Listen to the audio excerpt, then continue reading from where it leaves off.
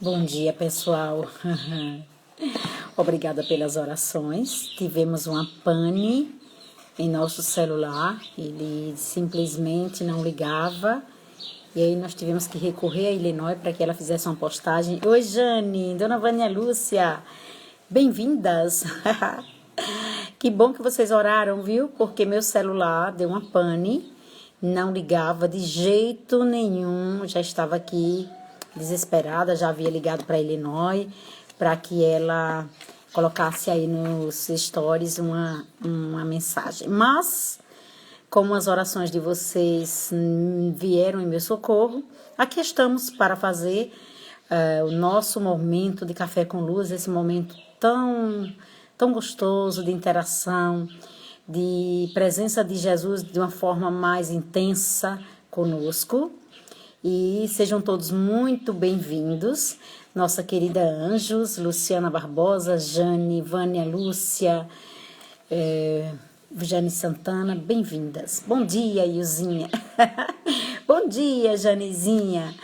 No ato de prosseguir, Comentário Espírita, uma psicografia de Divaldo Pereira Franco, e o Espírito é o Marco Prisco. No ato de prosseguir. Não se galvanize na órbita da inutilidade. Quem realiza algo tem o que repartir. Se você carrega a mínima parcela de compreensão, pode produzir. O grão de trigo que se entumece e rompe o envoltório, favorecendo o crescimento da planta que guarda consigo, enriquece a mesa de pão. O côrrego modesto, que abandona a estreiteza do berço para crescer no leito e avolumar-se no rio largo, doa-se ao oceano grandioso. Nossa, que coisa linda! É poético. Esses textos, cada linha, cada parágrafo, cada frase traz uma profundidade muito grande. Porque quando nós nos galvanizamos na inutilidade, quando nós acreditamos que nada podemos fazer, quando nós bloqueamos o nosso potencial criador, realmente nós não produzimos, nós enferrujamos, nós nos tornamos inúteis. E aí o que acontece? Vem as doenças, vem as dores, vem a depressão, vem tudo quanto de negativo a criatura humana consegue absorver. Então, o primeiro aprendizado do Espírito se transforma em lição que pode ser passada adiante. Enquanto você não se ajustar à cooperação produtiva na comunidade dos homens, demorar-se-á como um trânsfuga dos deveres com que a vida honra sua inteligência. Enquanto nós não nos ajustamos à cooperação, enquanto nós não nos dispomos a servir, a ser úteis, a contribuir para o progresso do planeta, o progresso do irmão, e, consequentemente, tudo isso promove progresso nosso. Enquanto nós não fizermos isso, sabe o que vai acontecer? Nós simplesmente vamos estagnar. Igual a água parada em um lago, sem nenhum cuidado, sem nenhum movimento, o que vai acontecer? No fundo, vai juntando lodo, podridão, e aí aquela água inútil vai ser foco de doenças, vai ser foco de parasitas. Então, a lição do sofrimento, quando bem recebida, é caminho para novas lições. O obstáculo vencido é senda para novos óbices a vencer. O problema solucionado oferece capacidade para resolver novos enigmas. Não pode ser diferente o programa da escola terrestre, onde você burila a alma, se não ensinar, corrigir e aperfeiçoar. Então, esse programa na escola terrestre, se a gente não burilar a alma, se a gente não ensinar, não corrigir, não aperfeiçoar, de nada vai servir. Aqui estamos, numa escola. Escola nos dá aprendizado. E para que serve o aprendizado? Para ser utilizado na vida, em nossos concursos, na vida de relação, para a nossa inteligência, para a gente poder deixar manifestar o potencial intelectivo que nós temos.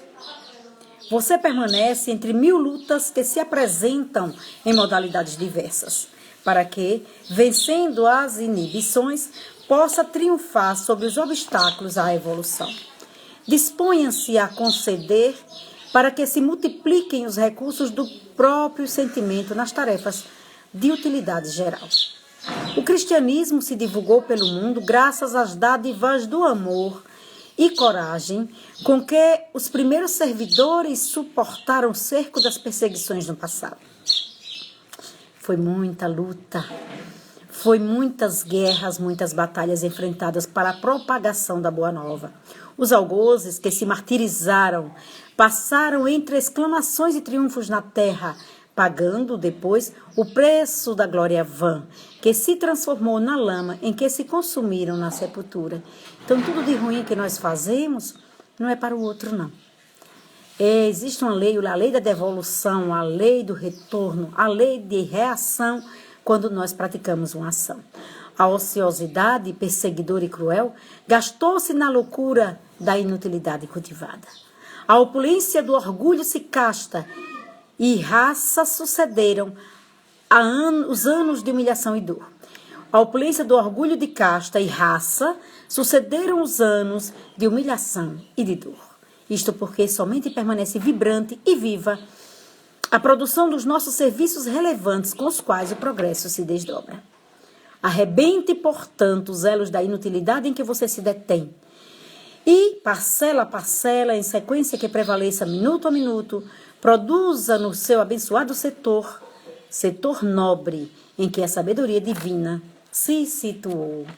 Hashtag fica a dica. Então, no ato de prosseguir, descruzemos os braços, movimentemos as pernas, coloquemos a nossa cabeça para funcionar e deixemos as nossas mãos em ação.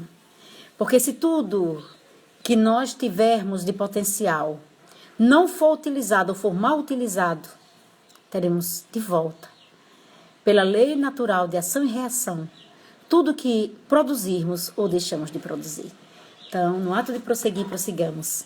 Prossigamos com vistas ao progresso, dizendo obrigada, Senhor, pela oportunidade. Obrigada, amigos, pela paciência, pela cooperação, pela compreensão, por esse momento de interação, momento de café com luz, onde recebemos da espiritualidade tantos ensinamentos, onde somos convocados à renovação, ao crescimento moral, à prática da caridade.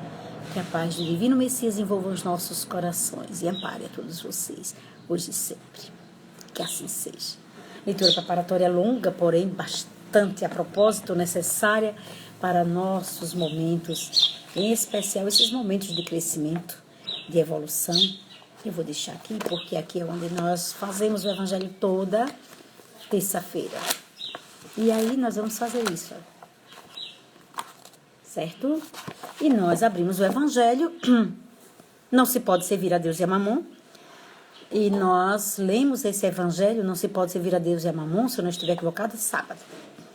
Mas hoje nós vamos entender o que significa Jesus na casa de Zaqueu. No capítulo, aliás, item 4. Jesus, tendo entrado em Jericó, passava pela cidade. E havia um homem chamado Zaqueu, chefe dos publicanos e muito rico, que, tendo vontade de ver Jesus para conhecê-lo, não podia por causa da multidão, porque ele era muito pequeno. Por isso correu à frente e subiu a um sicômoro para vê-lo, porque ele devia passar por ali. Sicômoro. Jesus, tendo chegado a esse lugar, olhou para cima e, tendo-o visto, disse-lhe: Zaqueu, apressai-vos em descer, porque é preciso que eu hoje me aloje em vossa casa. Zaqueu desceu logo e o recebeu com alegria. Vendo isso, todos murmuraram, dizendo: ele foi alojar-se na casa de um homem de má vida. Gente, nesse pequeno parágrafo tem tanto conteúdo, tantos ensinamentos, tanta reflexão que não dá para fazer em 10 minutos, nem tão pouco em 10 horas, nem tão pouco em 10 dias, nem tão pouco em 10 anos, nem tão pouco, talvez até em 10 milênios, porque encerra uma grandeza tão grande que nós vamos tentar somente em uma, duas frases traduzir um pouco do que isso quer dizer. Jesus na casa de Zaqueu. Quem era Zaqueu? Zaqueu era um publicano, cobrador de impostos. E como era visto o publicano, como é que nós nos comportamos quando chega em nossa casa o IPTU? Quando os impostos altíssimos a gente vê ali na compra do supermercado, digamos assim, arroz, 22%, feijão, 30%, impostos que nós pagamos da comida que nós vamos colocar na nossa mesa, que foi produzida por um agricultor, que da mão do agricultor passou para alguém, que vai vender para a fábrica, que a fábrica vai passar para a distribuidora, que a distribuidora vai levar para a loja, para o supermercado, o mercadinho, e que a gente traz para cá. E que em tudo, cada etapa tem imposto. Como é que a gente se comporta diante disso? Com raiva, chateados. Só que o cobrador de imposto, a gente não vê a cara dele, né? O imposto chega em nossa casa. O imposto está embutido nas notas de supermercado, de qualquer loja que a gente vai. Mas imagine vocês que na época de Zaqueu, o cobrador de imposto ia à sua casa e o imposto, digamos que fosse 40% do que você tem, do que você ganha.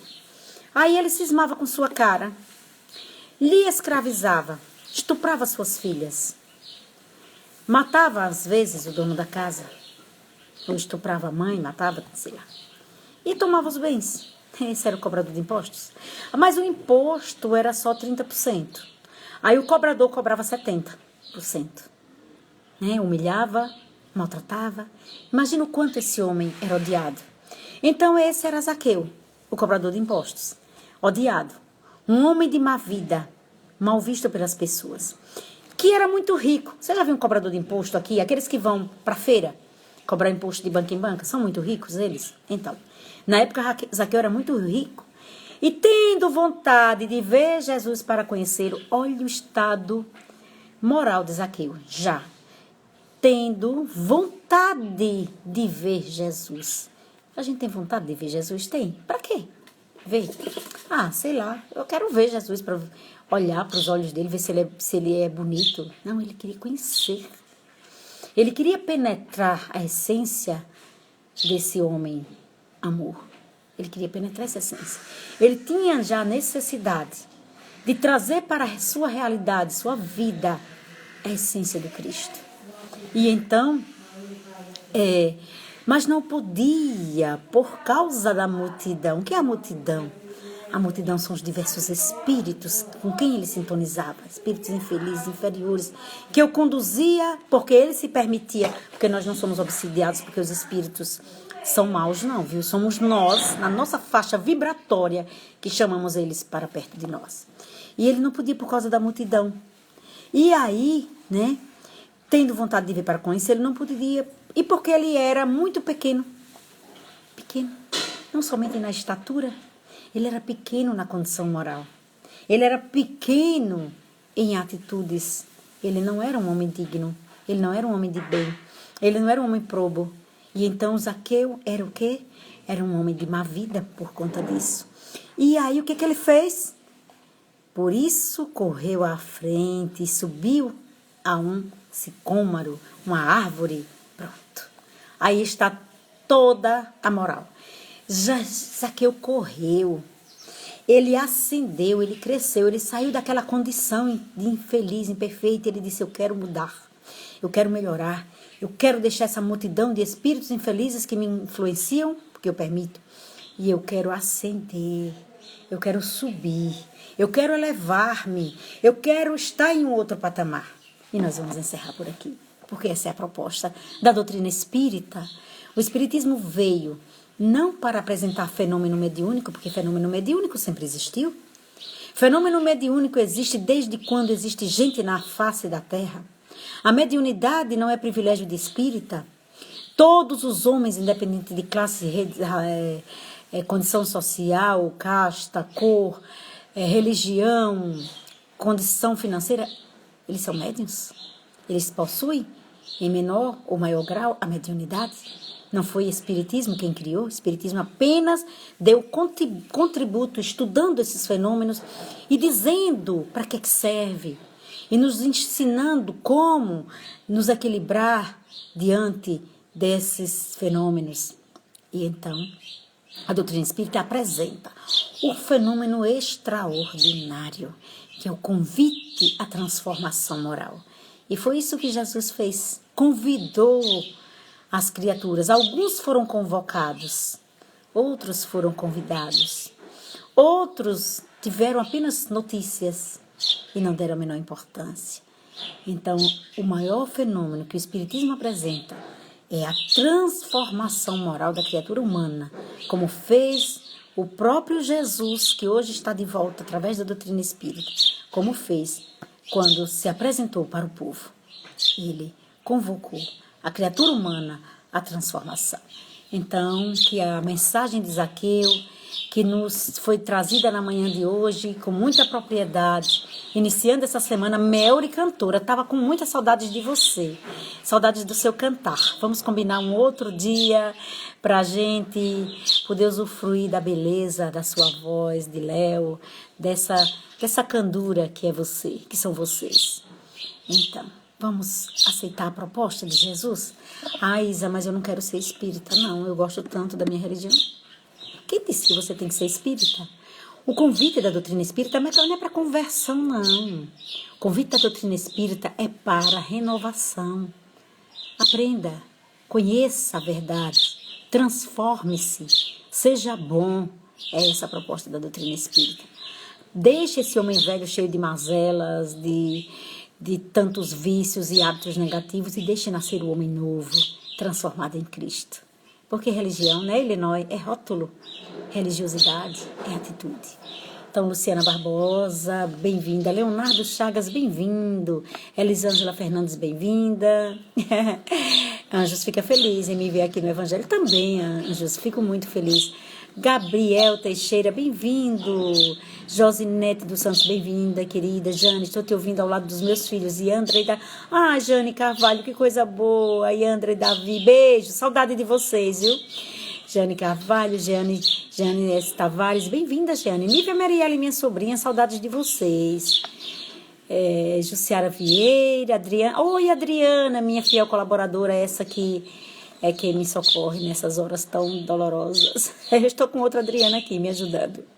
Deus é tão bom que não me deixa órfã. Eu tenho um monte de Adriana na minha vida. Tem minha irmã, Neide Almeida, Jaqueline, Marlene Santana, Melry Cantora, Viviane Yasmin, Sandra querida, Ale Elias, Lúcia, Caridade, Marlene, Vânia Leite, Vânia Lúcia, Anjos, Luciana, Jane. Eita, como é bom! Vamos agradecer a Deus?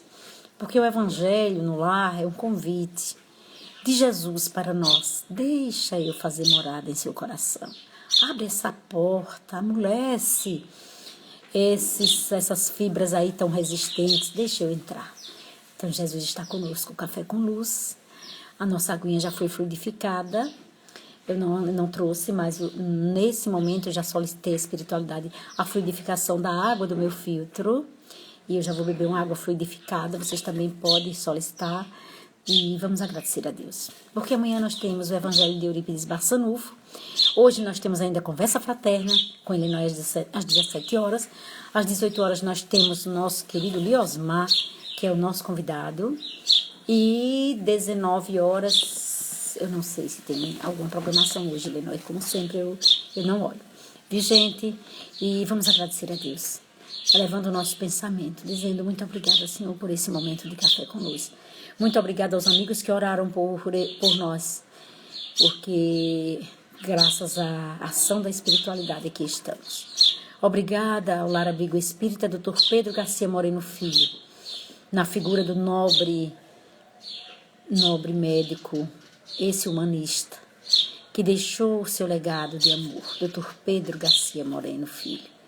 Gratidão ao Valmonte, gratidão a Ignaldo, gratidão a Helenos, gratidão a todos que partiram, nossa Carminha, gratidão a todos vocês que deixaram para nós um legado espetacular. Que Jesus, o amigo de todas as horas, envolva cada coração que está nessa live. Cada irmão que nesse momento pede por seus entes queridos, pelos conhecidos, pelos que partiram, por todos, enfim, Senhor, nosso pedido de socorro, de amparo. Que a paz do Divino Messias envolva os nossos corações e nos fortaleça a cada dia. Que assim seja.